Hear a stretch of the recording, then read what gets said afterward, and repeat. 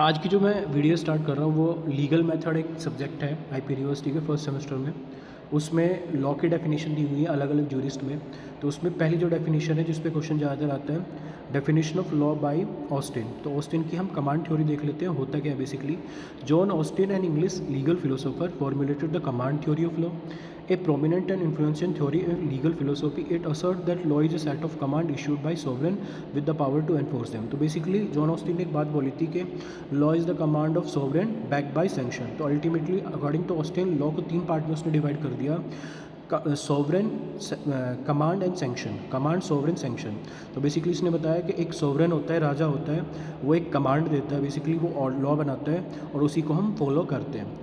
तो इसने लॉ को फिर दो पार्ट में फर्दर डिवाइड कर दिया, लॉ प्रॉपरली सो कोल्ड और law improperly so called. Law properly so called के मतलब क्या होता है देख लेते हैं। Austin theory identify law properly so called as command issued by a sovereign with the power to enforce them. तो इसके अकॉर्डिंग लॉ प्रॉपरली सो कोल्ड वो सो लॉ होते हैं जिसकी कमांड सोवरेन ने दी है और जिसको सोसाइटी इस वजह से फॉलो कर रही है क्योंकि अगर उसे फॉलो नहीं करेगी तो उसको सैंक्शन फॉलो करना पड़ेगा, उसको सैंक्शन या उसको पनिशमेंट झेलनी पड़ेगी। ठीक है। उसके अलावा लॉ इम्प्रॉपरली सो कोल्ड की बात करें तो Austin theory designate law improperly so called as those that lack the force of sovereign command. तो जो ऐसा कोई लॉ है जो मोरालिटी पे बेस करता है, सोसाइटी के सोसाइटल रूल्स पे बेस करता है, रिलीजियस रूल्स पे बेस करता है, ऑस्टिन के अकॉर्डिंग वो लॉ ही नहीं होता, वो सिर्फ और सिर्फ लॉ इम्प्रॉपरली सो कोल्ड है क्योंकि उसमें ना तो कमांड है, ना सोवरेन है, ना सैंक्शन है। तो इसने लॉ को दो पार्ट में डिवाइड कर दिया, लॉ प्रॉपरली सो कोल्ड और law improperly so cold. Next देख लेते हैं इसका separation of law and morals.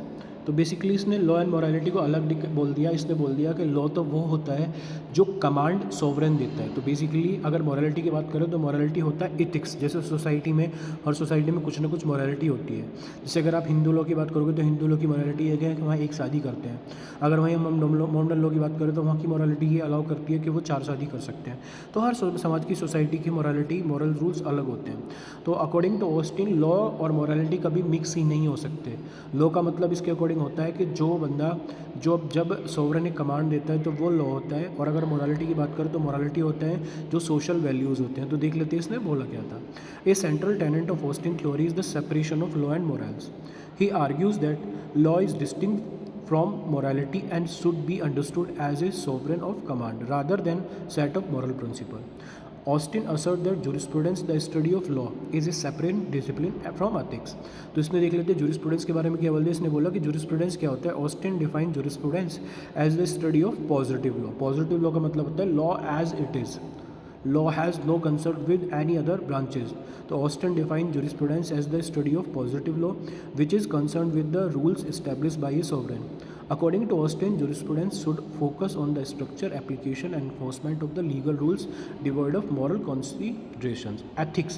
तो इसने बेसिकली अगर jurisprudence की बात करें, इसने jurisprudence को बोल दिया कि jurisprudence सिर्फ वो है जो लॉ सोवरेन ने कमांड दी है वही लॉ बन जाता है और उसी लॉ को हम फॉलो करते हैं और उसी को हम jurisprudence में पढ़ते हैं। तो इसके अकॉर्डिंग जो jurisprudence है वो सिर्फ कमांड ऑफ सोवरेन होती है और एथिक्स का है, मोरालिटी का, इसकी थ्योरी में कोई प्लेस ही नहीं था। अब बोल देते हैं इसने एथिक्स के बारे में, देख लेते हैं क्या बोला है। Ethics deals with morality, examining concepts such as right and wrong, good and evil.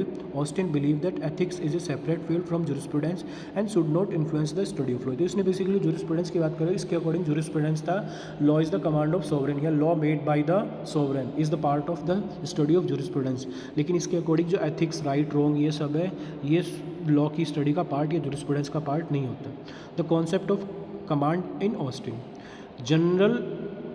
Central to Austin's command theory is the concept of command, which is defined as a directive issued by superior to an inferior, accompanied by threat or sanction for non-compliance. A command, according to Austin, is the essential element of law, and if it form basic legal obligation. तो basically इसने बोल दिया था कि command का मतलब है जो राजा ऑर्डर दे रहा है वो कमांड है और उसको सबको मानना ही मानना पड़ेगा और ये एसेंशियल पार्ट है लॉ का। इसने तीन चीज़ें बताई थी। Directive, A command is a directive that specified the desire conduct outline what an individual should do और रिफ्रेन फ्रॉम डूइंग। तो कमांड बेसिकली एक डायरेक्टिव कमांड होती है कि क्या एक इंडिविजुअल क्या कर सकता है, क्या नहीं कर सकता। अगर उसे वो नहीं करेगा तो क्या हो जाएगा, sanction. A sanction is a threat of evil. Direction को अगर फॉलो नहीं करेगा तो उस पर सैंक्शन लग जाएंगे। A sanction is a threat of evil और punishment that accompanies command motivating obedience by creating fear of negative consequence. Obligation, the individual who is commanded and threatened is under an obligation और duty to comply with the command. So basically command एक directive होता है, उसे अगर follow नहीं कर रहा होता कोई इंडिविजुअल तो उसको सैंक्शन झेलने पड़ेंगे, पनिशमेंट झेलना पड़ेगा, और ये उसकी ऑब्लिगेशन हो जाती है कि जो कमांड सॉवरेन ने दिए, राजा ने दिए, उसको वो फॉलो करे ही करे। ठीक है। Types of command in Austin theory. तो ऑस्टिन ने 3 थ्योरी दी थी उसकी कमांड में। Particular theory, particular command theory. Particular command का मतलब होता है जब हम कोई इंडिविजुअल, किसी इंडिविजुअल को कोई कमांड दे रहे होते हैं। सपोज करो कोर्ट किसी एक पर्टिकुलर इंडिविजुअल को सम्मन इशू कर रहा होता है, तो वो एक इंडिविजुअल को कमांड दे रहा है कि आप कोर्ट में आओ और कोर्ट के सामने प्रेजेंट हो। तो पर्टिकुलर कमांड देख लेते हैं। These command are address to a specific individual. तो जब इंडिविजुअल को कमांड दी जाती है उसे हम बोल देते हैं पर्टिकुलर कमांड। जनरल कमांड क्या होता है? General command, these command are directed at the entire community. तो जनरल कमांड ऐसी कमांड जो पूरी कम्युनिटी को दी जाती है उसे हम बोल देते हैं जनरल कमांड। तो अकॉर्डिंग टू ऑस्टिन जो सॉवरेन जब भी कमांड देता है तो पर्टिकुलर कमांड नहीं देता, वो जनरल कमांड देता है, पूरी सोसाइटी को कमांड देता है। और इसने कमांड को 3 पार्ट में डिवाइड कर दिया। अब कंटिन्यूइंग कमांड क्या होता है? General command are often describe as continuing command. तो जनरल कमांड को ही हम कंटिन्यूइंग कमांड बोल देते हैं कि एक बार जो राजा ने लॉ बना दिया वो कंटिन्यूअस लॉज को फॉलो करना पड़ेगा। तो बेसिकली अगर हम बात करते हैं कमांड की, तो जो ऑस्टिन ने कमांड थ्योरी दी उसमें भी कौन सी कमांड? पर्टिकुलर कमांड नहीं, जनरल कमांड। क्योंकि पर्टिकुलर कमांड तो सिर्फ एक इंडिविजुअल को कमांड दे रहा है, एक इंडिविजुअल को ऑर्डर दे रहा है। लेकिन जनरल कमांड या जनरल ऑर्डर किसको होता है? जो पब्लिक एट लार्ज को एक ऑर्डर दिए जाते हैं। अब इसका क्रिटिसिज्म क्यों हो गया? इसका क्रिटिसिज्म इसलिए हो गया क्योंकि इसने एक बहुत सिंपल सी बात बोल दी कि लॉ हम सब इसलिए फॉलो करते हैं कि हमें डर होता है कि हमारा अगर लॉ फॉलो नहीं करेंगे तो सैंक्शन हमारे ऊपर इम्पोज कर दी जाएंगी, अब हमें पनिशमेंट मिलेगी। तो ये तो कन्फर्म है आज के टाइम में, आज से पहले भी कोई भी सोसाइटी में कोई भी लोग जब भी कोई रूल फॉलो कर रहे होते हैं तो सिर्फ वो सैंक्शन के वजह से फॉलो नहीं करते, कुछ मोरल्स होते हैं उसकी वजह से भी लॉ फॉलो कर रहे होते हैं। तो ये तो चीज़ इसका क्रिटिसिज्म का दूसरा हुआ। दूसरा था आर्टिफिशियल कॉन्सेप्ट। इसका जो कॉन्सेप्ट था उसका ये कॉन्सेप्ट था Austin view of law as simply a set of command issued by sovereign.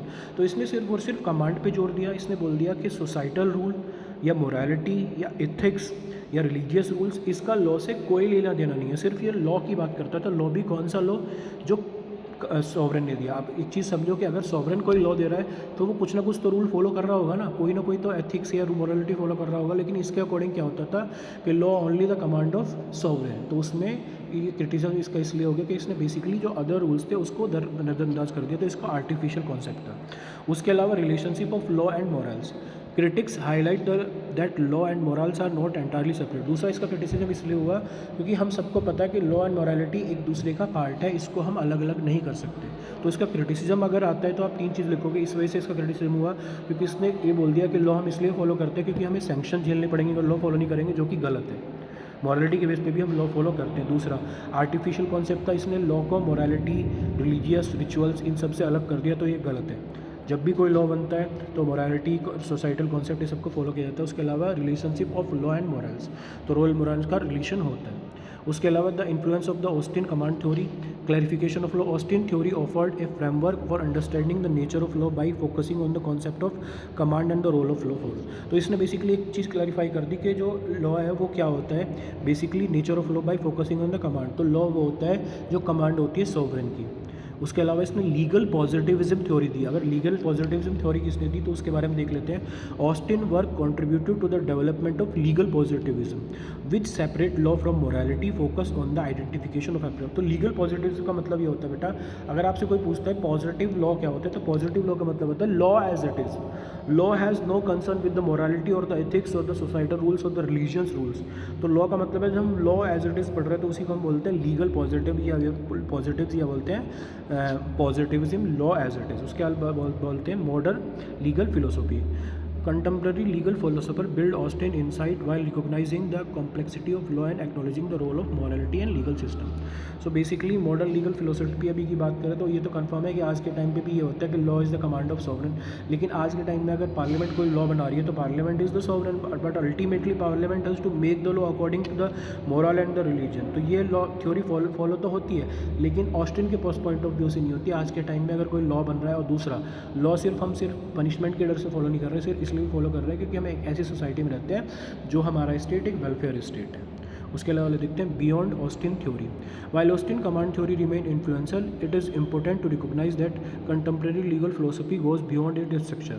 Modern legal theories acknowledge the complex interplay between law, ethics and justice. तो बेसिकली अगर इसके बाद अगर हम देखते हैं तो इसका एक क्रिटिसिज्म इसलिए भी हुआ कि आज के टाइम पे आप अगर आप देखोगे तो ऑस्टिन ने तो एक बात सिंपल सी बोली थी कि लॉ क्या होता है, लॉ कमांड होती है किसकी, सॉवरेन की, बैक्ड बाय सैंक्शन। तो इसने 3 चीज़ बोल दी, कमांड, सॉवरेन, सैंक्शन। उसके अलावा इसका ये बोलता था मोरालिटी जैसी कोई चीज़ नहीं होती, सोसाइटल रूल्स जैसे कोई चीज़ नहीं होते, रिलीजियस रूल्स जैसे कोई चीज़ नहीं होती। इसके अकॉर्डिंग तो क्या होता है कि लॉ वही होता है जो कमांड होता है। लेकिन आज के टाइम में अगर देखोगे तो लॉ में आप देखो Austin command theory, command, sovereign, sanction है।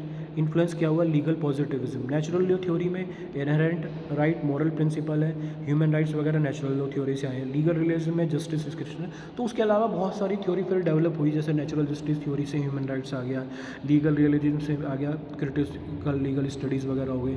तो आज के टाइम में अगर इसकी थ्योरी का देखते हैं तो ये थ्योरी थी, इसकी थ्योरी थी बेसिकली इसने बताया था कि law is the command of sovereign. लेकिन आज के टाइम में देखते हैं तो मोरालिटी भी प्रिवेल करती है, रिलीजियस अफेयर्स भी प्रिवेल करते हैं, पॉलिटिकल अफेयर्स भी प्रिवेल करते हैं। जो बहुत सारे चीज़ें हैं जिसको मिला के लॉ बनता है।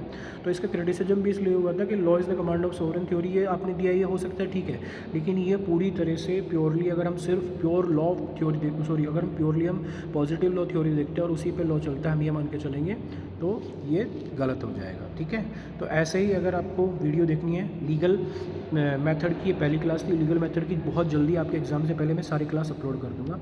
तो उसके लिए प्लीज़ सब्सक्राइब।